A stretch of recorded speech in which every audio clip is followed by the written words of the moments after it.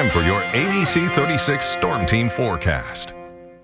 Well, welcome back. I'm meteorologist Jordan Smith here on this chilly Saturday evening. Temperatures coming down about 20 degrees compared to where we spent the majority of this week. We were in the low to mid 80s just Wednesday and Thursday. Now it's upper 50s to low 60s. We're at even 60 here in Lexington, 61 Richmond to Mount Vernon, where there's a little bit more in the way of clearing. We're up to 66 Manchester, 64 into the London Corbin area. But at least we are completely dry. We have to go to portion of the deep south back to Texas before we see any type of thunderstorm action locally. It's just some clouds. So stubborn clouds continue to be with us today, but Futurecast shows as we go throughout the evening and into tomorrow morning, those should begin to thin out a little bit, and that will allow temperatures to drop into the upper 30s to near 40 to start our Sunday. But as I mentioned at the top of the show, if any areas, especially in eastern Kentucky, see some clearing overnight, that'll allow temperatures to hit the mid 30s and could provide with some patchy frost. So green thumbs, be on alert for that. And then afternoon highs tomorrow will struggle to get out of the mid to upper 50s underneath a mix of sun and clouds. That brings us to Monday. That is the best shot at seeing widespread frost over the next couple of days with temperatures down into the mid 30s. Some of the valleys may even hit the low 30s. So if we get down that cold, that could light freeze. So we'll have to pay attention to that over the next couple of days. And then Monday afternoon, a little bit of an improvement into the low 60s.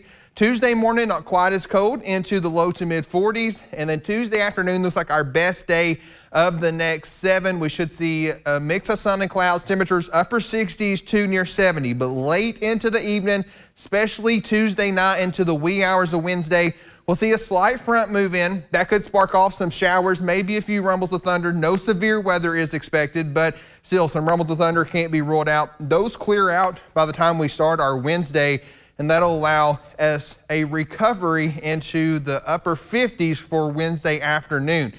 That brings us to Thursday morning. We're having a little bit of disagreements in the models. This model that we're looking at here is known as the GFS. It is the American model. It tries to take temperatures below freezing into the upper 20s to low 30s Thursday morning. If that is the case, we're in for a hard freeze. One of our other global models that we look at, known as the Euro, takes us to about the mid 30s. So hopefully we don't get quite as cold as this, but still we can't let our guard down. At least a frost on the way Thursday morning, if not a freeze.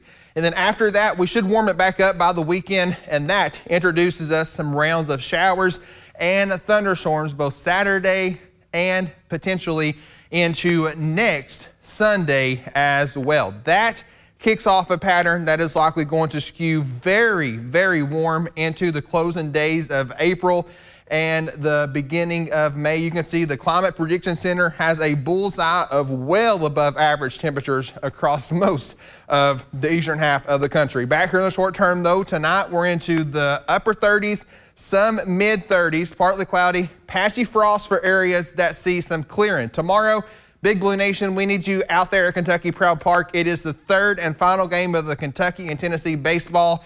Take the jacket, temperatures holding steadily into the low to mid 50s, but at least we will have some sunshine to go with the cooler temperatures. And then the 7-day forecast, again, remains pretty chilly outside of Tuesday, right on through the end of next week before we finally warm it up back into the low 70s. Sydney?